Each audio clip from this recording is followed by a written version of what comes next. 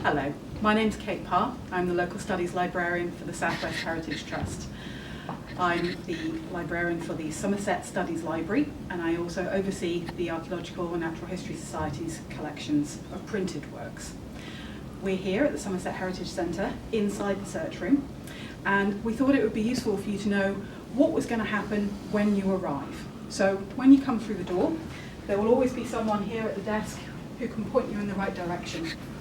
As we look around the room, we have an area for computers and microfiche. If you prefer to use the old school fiche and film, then we do still have readers there for you. We have 13 computers on which you can look at things like Ancestry and Find My Past, which we pay for on your behalf, as well as some free sites like mapping and our catalogues that are useful for you whilst you're doing your research.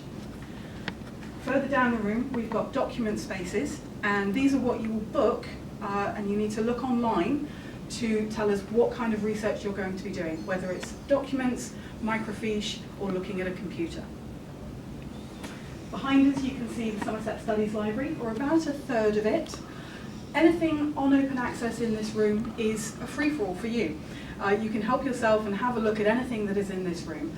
And if there's something here that you can't find or you don't know what to do with, then as I said, there's always a member of staff here. We have 2 assistants staffing the desk here who can answer things like how to find particular websites or use a particular document.